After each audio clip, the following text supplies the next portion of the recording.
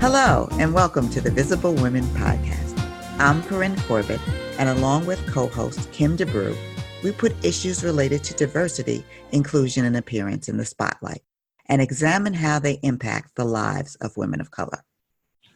Today, we're talking about the pay equity gap and its impact on women of color and Black women specifically. I was just reading the results of the Administrators Higher Ed Survey, which is the industry that I've been part of for the last 20 plus years of my career. And what the survey shows is that women and minorities are woefully underrepresented in the highest paid higher ed deanships. So those are fields like medicine, law, engineering, pharmacy.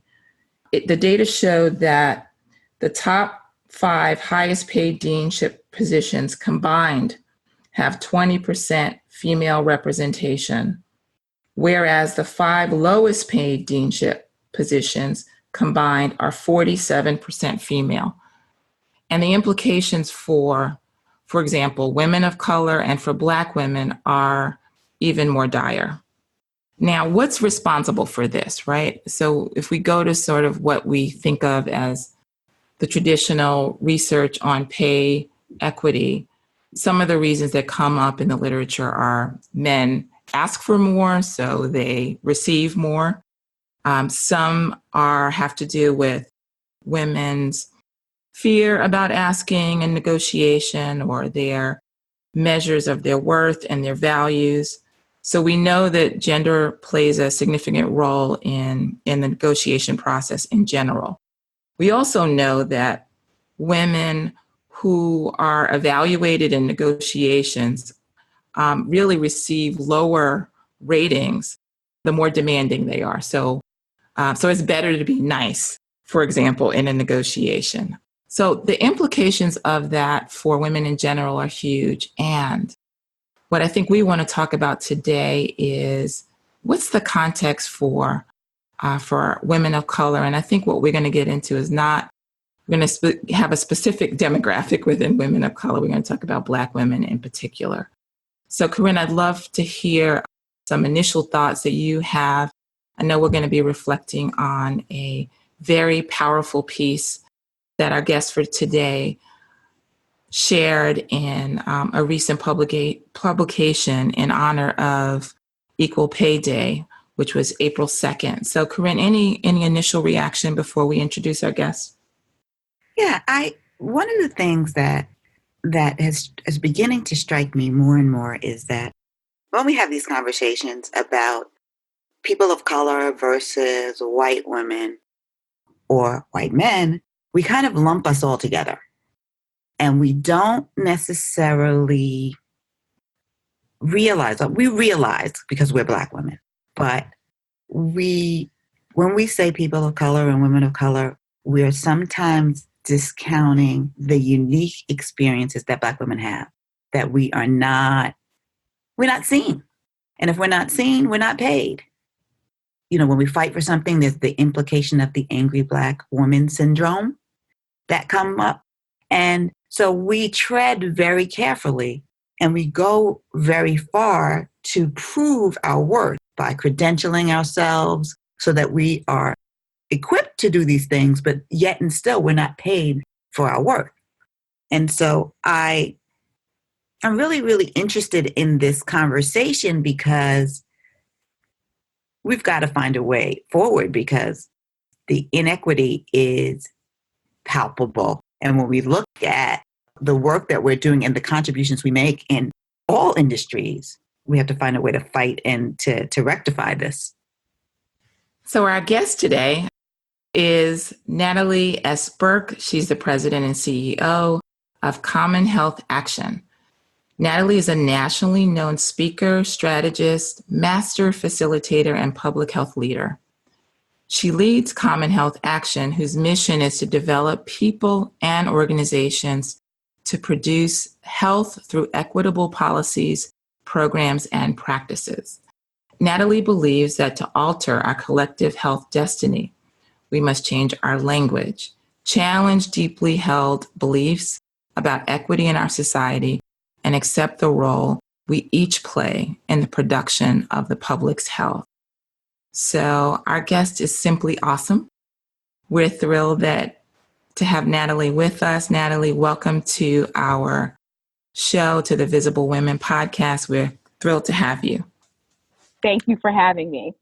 Natalie, when we were first in touch with you, we read your piece published in Medium. I know that Corinne has an excerpt she specifically wants to read, but that piece is entitled "When Black Women and Everyone Else or Everybody Else Values Her, capital H, and Her Work." So we want to just unpack what the driver for you writing the piece was, and then I'll have Corinne sort of jump in with the specific excerpt she wants to highlight for us. But what was the driver for you? So it's so interesting because for me, I can be a little bit hard-headed. And the universe has a way of reaching out and tapping me on the shoulder. And after a while, that tap on the shoulder turns into a slap in the back of the head. And then eventually it can turn into a punch in the face if I don't pay attention and listen. And over the past 2 years in particular, I have been encountering women broadly who have been facing so many of the challenges that I put into the piece. But then in an even deeper way and a more pervasive way, Black women started to reach out to me and express to me the challenges that they faced and to share their stories with me. And to be a keeper of stories is a very important and an almost sacred role that I have in a lot of the work that I do. And what I started to notice were commonalities, themes from those stories. And it got to a point that I would consider to be so compelling that I couldn't keep the stories to myself anymore. So of course I have my own stories, right? And I navigate and have dealt with those things because as somebody who started an organization 15 years ago, as somebody who occupied spaces where traditionally I have not been or would not have been welcomed, or certainly people would have thought I did not belong. And I've worked my way into those spaces and faced many of those challenges, but never really spent a lot of time thinking about it. I'm a doer. So my thing was, whatever the barrier is, whatever the challenge is, I'm a strategist first and foremost. So how do I get what I want? But I had not spent a lot of time doing the self-reflection to say, what are the ways that people have come at me, set up barriers for me, had unfair and unrealistic expectations for me, tried to devalue me or perceive me as being worth less in some way, shape, or form. I just didn't stop to think about it because I was going to get what I deserved one way or another. But in listening to these stories, particularly I would say the stories of women who are in an age group between, I would say 38 and probably 58, it became very big and very real for me. And I felt that to keep it silent was almost doing the world a disservice because I had been gifted with their stories, right?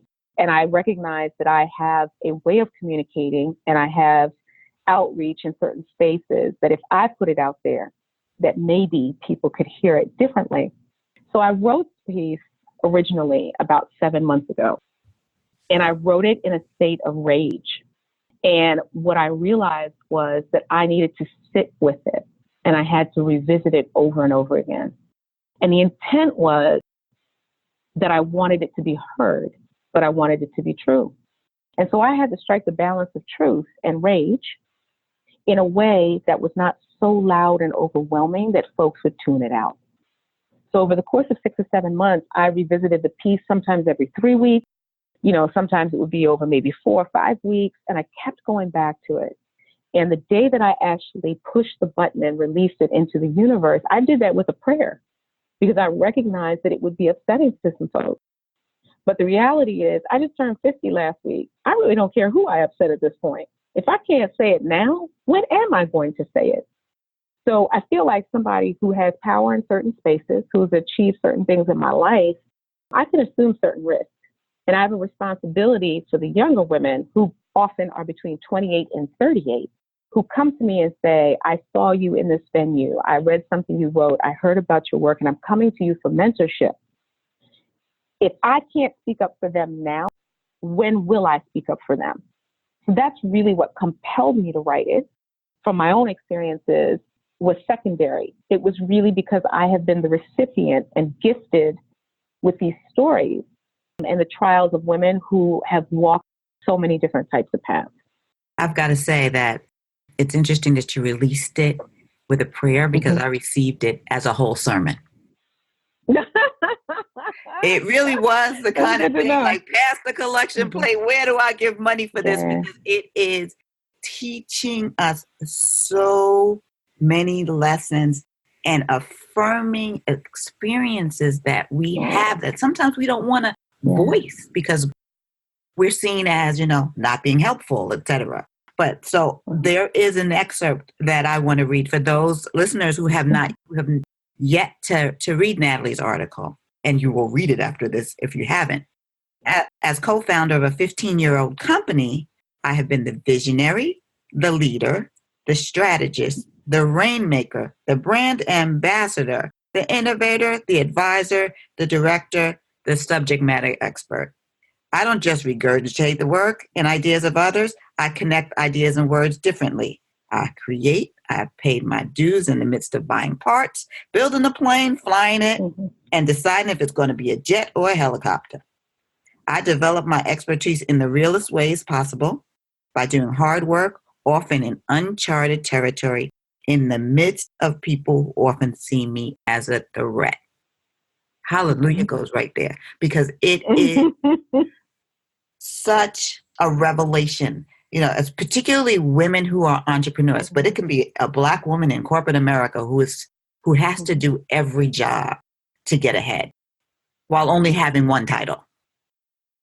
It's an entrepreneur who wants to build her business and has to do everything. Even if she has a staff, still has to put her hands on everything to get to success. But then is not seen, as I said earlier, or is devalued when she goes to bid on a job. So that's why I said it's a whole sermon in that. So talk to me a little bit. This is in response to that. How has that been for you, the 15 years of doing all of those things as you build your business? It's so funny because you say that now, and I think I'm in this space where, the song, I'm talented. Yes, I'm gifted, right? I am very settled in my spirit. I know who I am and I know what I have to offer. I think I have been that person for the vast majority of my life. So I think one of the things that's important for me to lift up is the fact that I'm the child of immigrants. My family's from Jamaica originally. I grew up in a household where my perception of what was possible for me was limitless. I grew up in a household where leadership looked Black. I grew up in a household where strength looked Black. I grew up in a household where knowledge and wisdom and education looked Black. And so it was always a foregone conclusion for me that I could do anything. So at, 33, 34, 35, when I was evolving into the space and saying that I wanted to start an organization, taking that risk for me felt like something that I was compelled to do, and I could not imagine not doing it. Now, in the midst of that, something that is important to lift up is that I work in a field that I engage with people constantly who have terminal degrees. I have a bachelor's degree and part of a master's, and I never, much to the chagrin of my mother, have any intent of doing any more schooling. When I started my graduate program, I sat there and I said, I'm paying money to sit in a class that I could teach. I'm not going to do that. I wanted to do the work, right? But at the same time, I would never sit in judgment of people who accumulate the degrees because I understand the role that those degrees play. Now, here's what I'll say. For me, I recognize there's a bit of an X factor. My ability to communicate across sectors, across races, across genders, across geography, across age groups has bought my way and paid my way into spaces. And once I've gotten there, it's the wisdom, it's the experience and everything else that's kept me there. So my thing for women and women who I mentor and coach is you've got to find, in a sense, what will help to buy your way into certain spaces, right? Because that value exists in you. So the question is, which value is it that you choose to use and demonstrate in a way that other people then will value you back? So for some people, that means gather the academic credentials, gather the prowess that comes from research, become an amazing writer, become a great speaker and communicator, become the person who can look at the data and find something in it that nobody else can. So for me in building the organization, the thing that has been great is I love to learn. I didn't go to school to build a business. I didn't go to school to become a creator of jobs and an employer. But I walk into an office in DuPont Circle and look around at people who are paying their mortgage and sending their kids to school and depend on me to show up. And that means that every day in this past 15 years, I've had to be willing to learn. My work ethic has had to be impeccable. You know, I have to be a person of excellence, not perfection, right? Because perfection will immobilize you. And so in all of that, it has sharpened my edge every step of the way, because there is no part of my work within my organization that I don't understand and that I really can't do. Now, is it how I should spend my time? No, but I know it and I understand it. And for me, that has been pivotal in being able to grow the organization and to make sure that we can make the contribution in the world that we should make. But I could never have done that if I didn't recognize my value first and foremost. So thank you so much for sharing kind of the source. I would describe it as a source of kind of your worth, right? It's really deeply rooted. And yeah. I would love it if you would comment on this. So one of the things I notice in my engagement with clients that I'm coaching is very much what I would say the social science research says about women will work. So if you say work until you have earned $20, right? Women will work and work and work and work and work. Men will say, you know, work a little and be like, okay, where's my $20, right? So the notion of doing the extra, I think, is in lots of ways sort of the natural inclination of women, right? Like the need to sort of, oh, she said carve out my path through perhaps my credentials or my capacity in this way or that way. And I would love it if you would comment on, and if you don't do any of those things, right? Like if you don't work till you're ready to drop, the inherent nature of your worth, absent those things, right? Like you described yourself as a lifelong learner, right? As somebody who's curious. So that in and of itself has value, right? So I guess the distinction I would love for you to comment on is challenging yourself to beyond your default tendencies, which may be to work till you drop, versus, you know, working till you feel like you have provided value or you notice your own value. So I'll stop and have you jump in. So it's interesting because I don't see myself as doing extra. I see myself as doing the best, right? So that's the way that I look at it. I'm not a person who is going to do extra, but I am going to do what's necessary to be the best, to produce the best.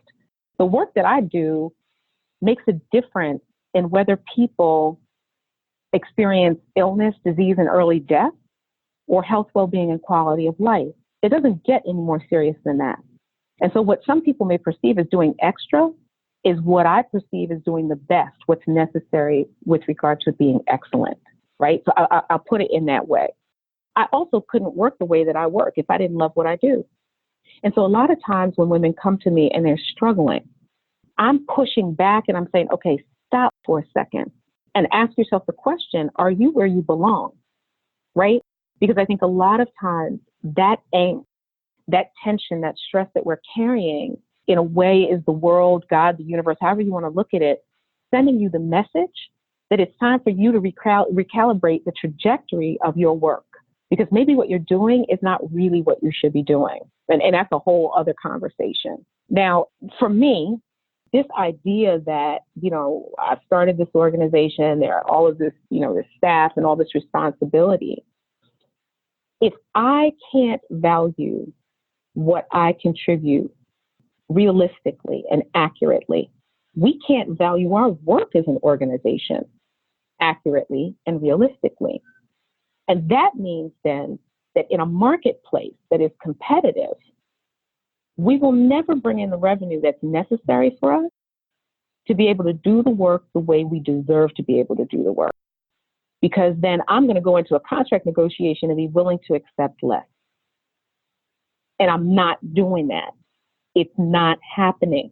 And in fact, the way that I'm going to look at how do we structure a contract, no, what you don't get to do is to pimp me for work for 3 months and then reimburse me after I've been paying salary time, paying travel dollars, buying equipment. And then after 90 days, you want me to submit an invoice for you to then take 30 to 60 days to send me that money back? How about no? How about if you value me to begin with, you're going to pay me for signing a contract and for deciding to be in relationship with you. That's what value is about. So we're going to come out the gate and you're going to say, you've agreed to be in this relationship. Here's money up front. That's a different mindset. Not, oh, I want you to work your tail off, front end the cash for this work, and then I'm going to pay you back when you showed me that you can deliver. No, absolutely not. Absolutely not. That's not where we can be as entrepreneurs and business owners. And so what in the article, part of what I'm doing is a call to arms in a sense for Black women in particular to say, we have to set the bar where we need it to be, not only for ourselves, but for other people who are doing the types of work that we do and are operating in the spaces where we also could be operating, right? And if I'm willing to accept it for less, then I'm doing the next woman a disservice, because I guarantee you they will weaponize what I've done against that next woman when she walks through the door. And they will say, well, guess what? Natalie was willing to do it for so-and-so. Why won't you do it? I'm not going to be the instrument of somebody else's destruction or oppression. Absolutely not. So, and I know that means risk. I'm not saying it doesn't involve risk, but one of the things that I was trying to communicate in the piece is, for somebody who is like me, we have to take the risk. Now, I understand there are people who need to feed their families, keep a roof over their head, put gas in their car, pay for whatever. I get it. And so for those people, they have to assess risk differently. But what I did, and part of the reason I'll close the piece really talking about what can you do, right? So if you're the woman who's like me, who's a little further in their career, the 20 to 30 years in, let's say, or something like that, what's the risk that we can afford to take? Because we have the political capital, we have the relationships. Some of us may or may not have the financial wherewithal, but we may have the relationships that we can leverage to hold the line and to say, this is what it means to value our work. But for the younger women and for the women who I mentor, I push on this idea that how you start has a lot to do with how you're going to finish. And it doesn't mean that you can't course correct, but you could be making things a lot harder for yourself if you are not able to identify the value that you actually bring and then translate it and monetize it. So I hope that's answering some of what you were asking. Absolutely.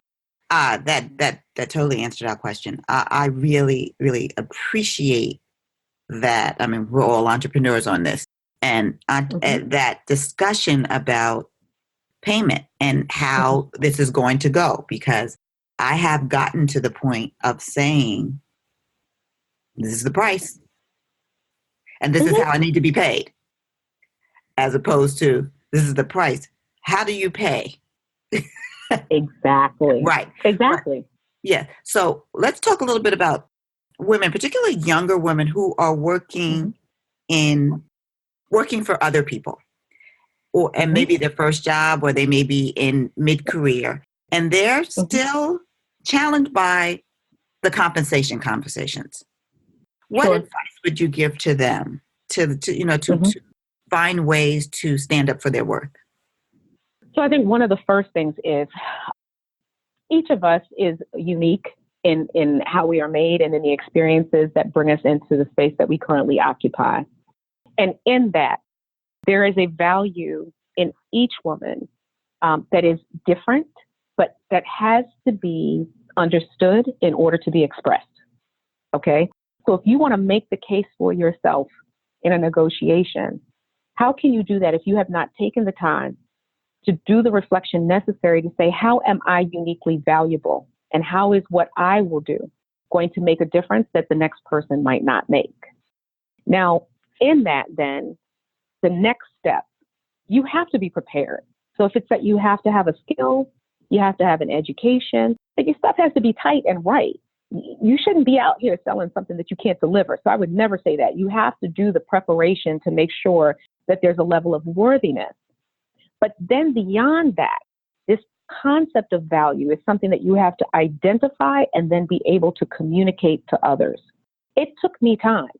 So one of the things that I have done for the past, I would say at least 20 years, about every 3 months, I ask myself the question, what is my brand? And I will sit down with a sheet of paper, and what I'm writing is what I want the world to be true, believe is true about who I am. It's the perception that I want to create, because that's really about what your personal brand is about.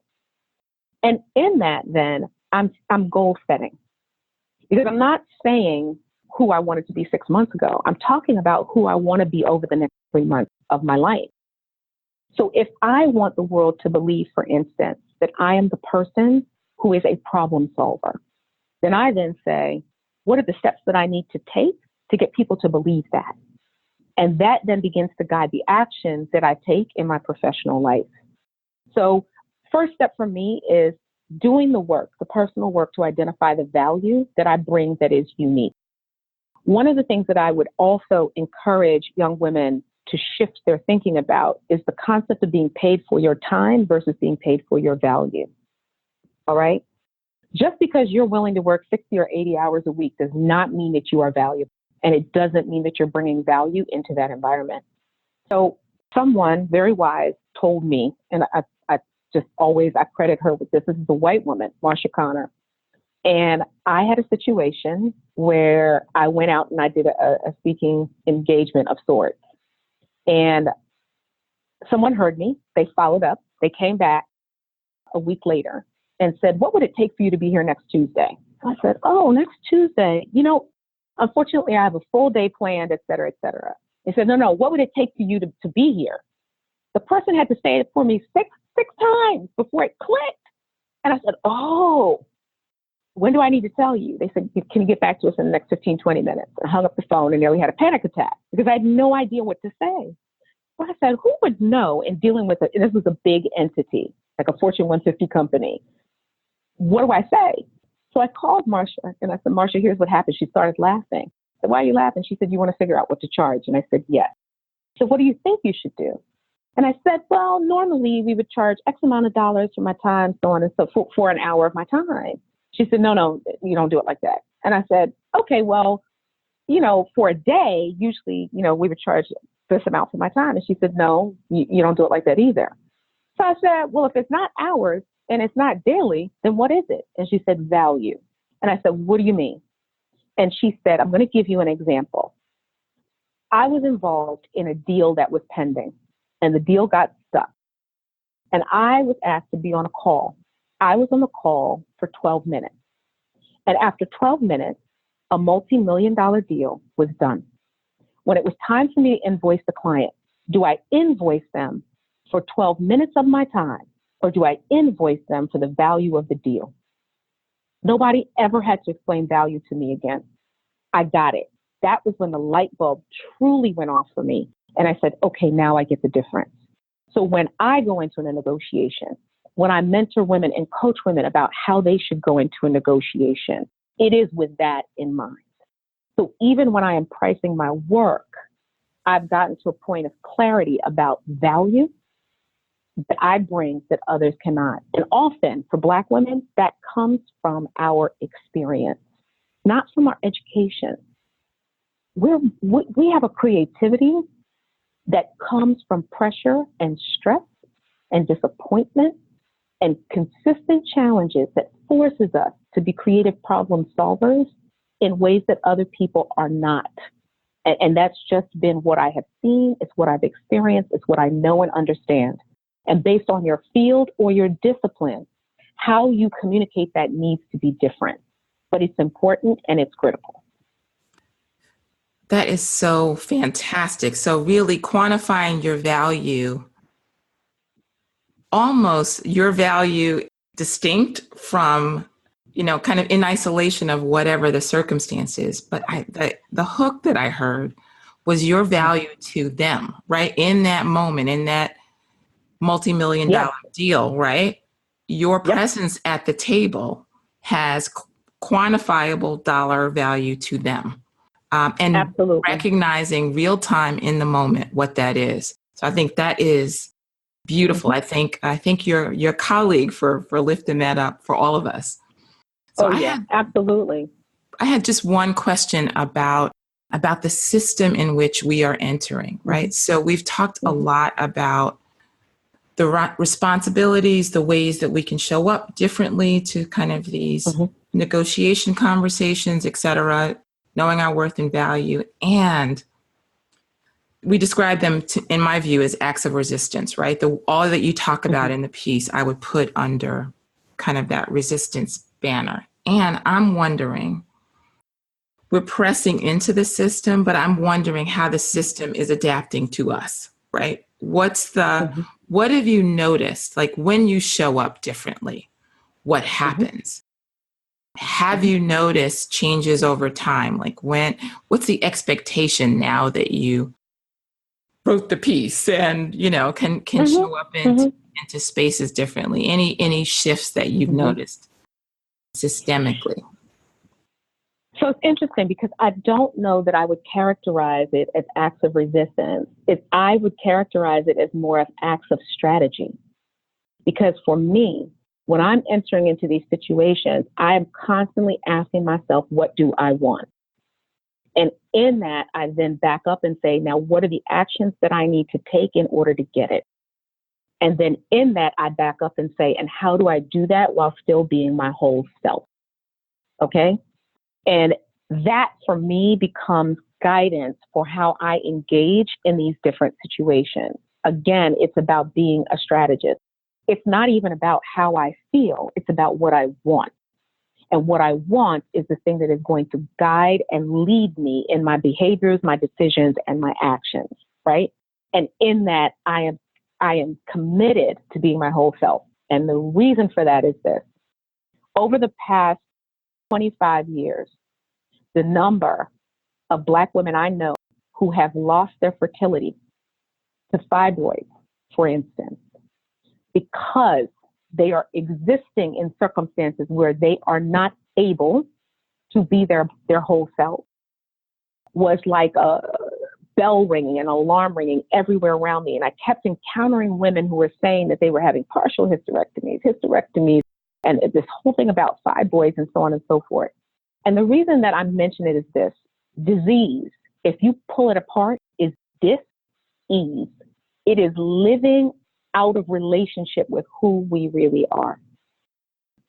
We each have to make a decision that our lives are worth so much that we reframe the way we're thinking. So note how I said it, that they can't be their whole self.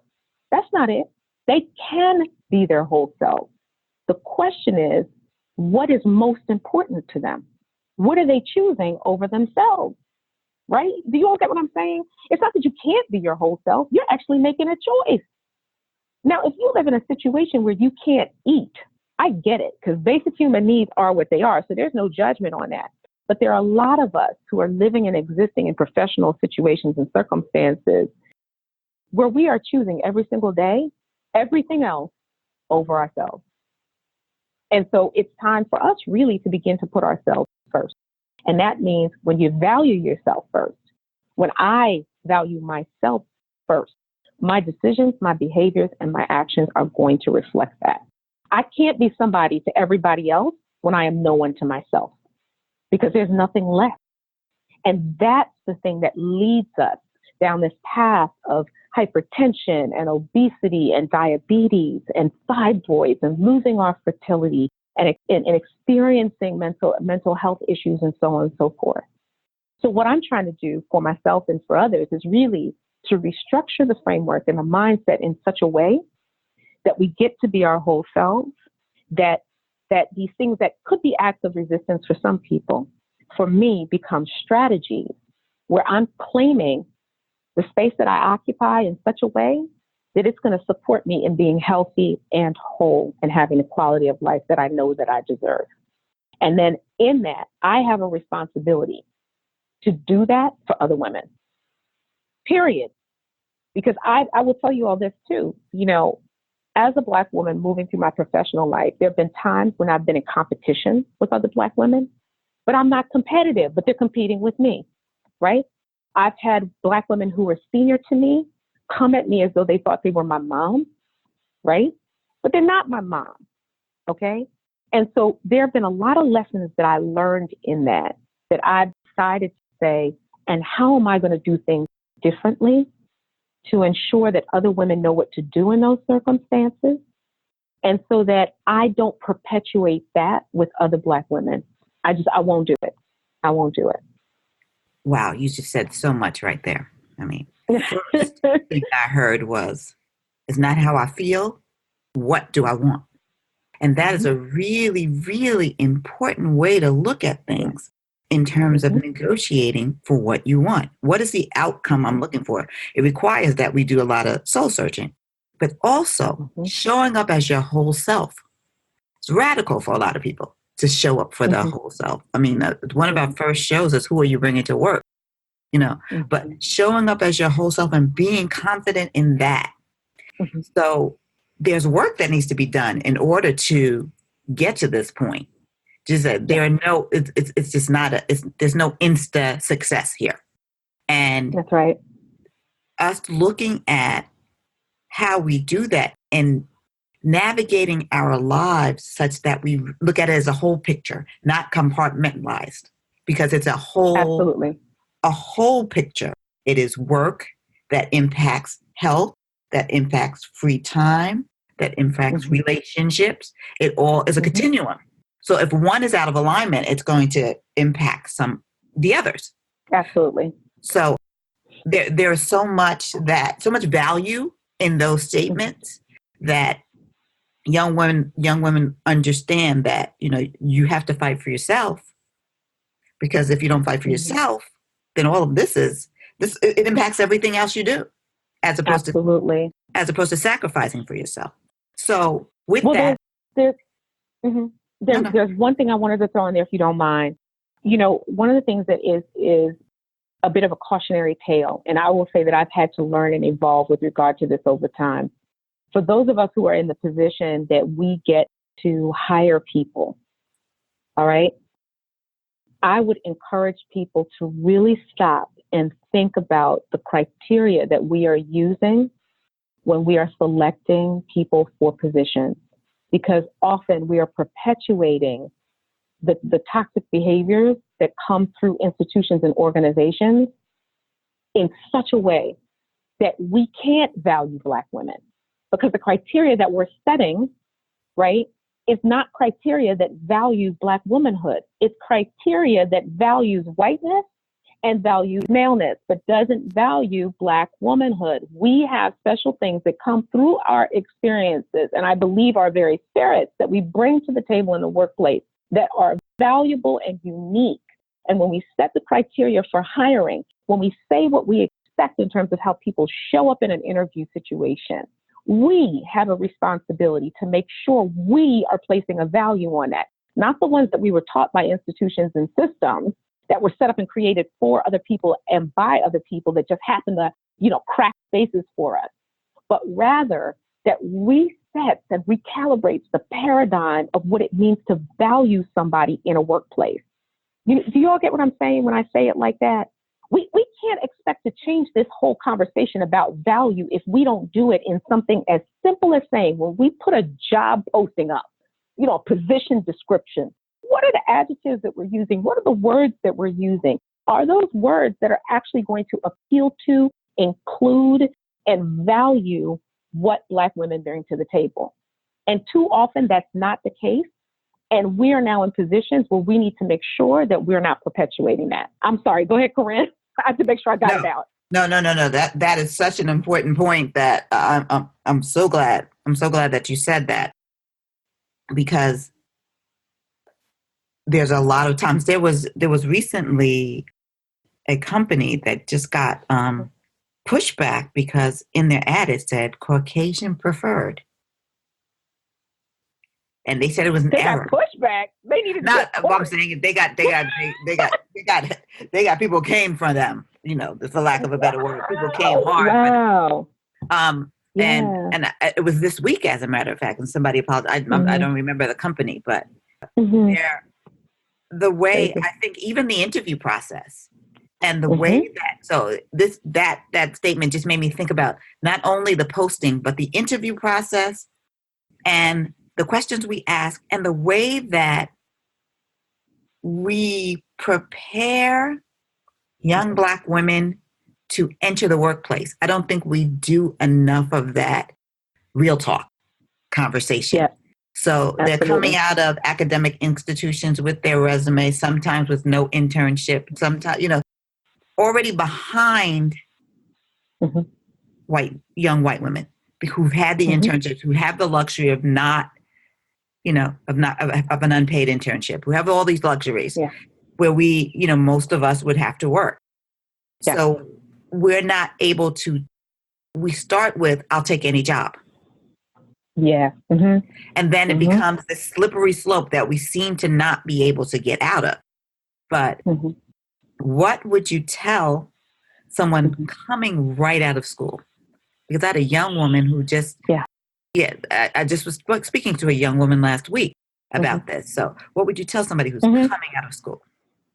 So first of all, I would tell them while they're in school, one of the smartest things that you can do, and this is something that it applies when you're in school, when you're just coming out, and throughout your professional life. I would say probably now 6 months, I do a really good assessment of my network.